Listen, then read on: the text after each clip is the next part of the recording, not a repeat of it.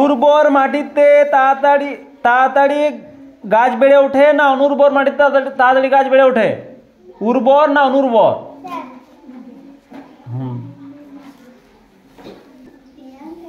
তাহলে উর্বর মাটিতে গাছ তাড়াতাড়ি বেড়ে ওঠে। আকাশে থাকলে তারা দেখা যায় না। আকাশে কি থাকলে তারা দেখা যায় না? হ্যাঁ, মেঘ থাকলে তারা দেখা যায় না। সূর্যের দিকে সোজাসুজি তাকালে কি হবে? হ্যাঁ, চোখের ক্ষতি হবে। ঠিক আছে, চোখ নষ্ট হয়ে যেতে পারে। আর ছায়া কখন লম্বা দেখা যায়? ছায়া তো দাঁড়ালে পরে ছায়াটা লম্বা হবে। এই টাইমে যদি 12টার সময় করে দাঁড়াই তখন ছায়াটা সোজা হয়ে থাকবে, ছোট থাকবে। আর কোন টাইমে? হ্যাঁ, সকাল 7টা।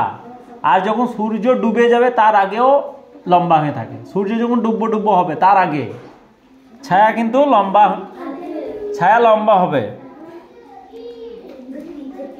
কোন দিন চাঁদ পূর্ব আকাশে ওঠে?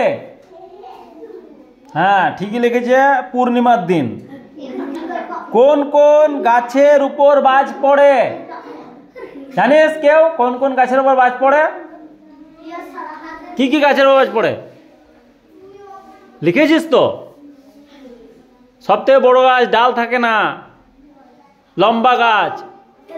হ্যাঁ, নারকেল তাল গাছ।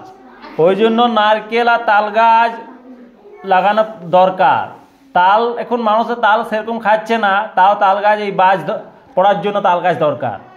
এই মাঠে অনেক তাল গাছ থাকে, দেখিস মাঠে বেশি বাজ পড়ে। কেন পড়ে? ওই মাঠে ঘাটে বেশি তাল গাছ থাকে আর উঁচু জায়গায় বাজ বেশি পড়ে।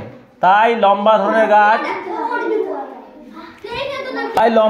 গাছ যেমন তাল গাছ, তারপরে নারকেল গাছ, সুপারি গাছ, এই ধরনের লম্বা গাছগুলোতে বাজটা আগে পড়ে। এখন কিন্তু মোবাইলের টাওয়ার হওয়াতে মোবাইলের টাওয়ারে বাজ পড়ে।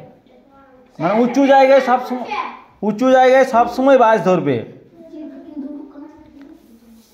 এরপর শুনো, ট্রাক্টর কোন কাজে লাগে? ট্রাক্টরে আমরা কি করি?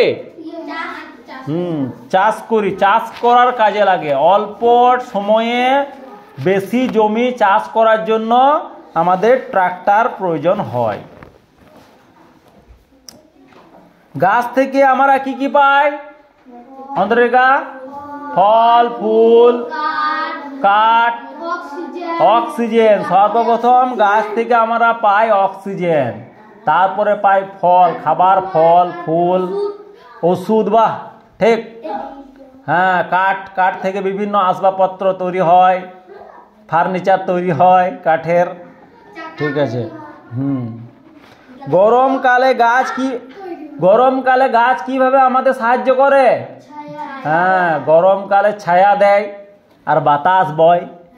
গাছের জন্যই তো বাতাসটা আসে। গাছ না থাকলে বাতাস বইবে না। তাহলে গাছ কত উপকারী জিনিস। পরিবেশটা শীতল থাকে গাছের জন্য।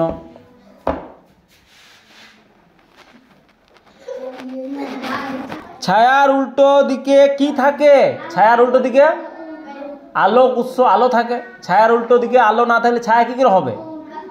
ছায়া তৈরি করতে গেলে তার আগে আলো থাকতে হবে, তবে তো ছায়া হবে, না ছায়া হবে? আর লাস্ট, কৃষ্ণপক্ষ কাকে বলে?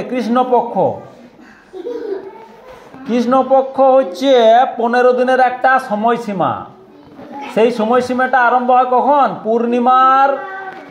পূর্ণিমার পর থেকে আরম্ভ হয় এবং অমাবস্যা পর্যন্ত চলে, অমাবস্যা শেষ পর্যন্ত চলে। সেটাই হচ্ছে কৃষ্ণপক্ষ।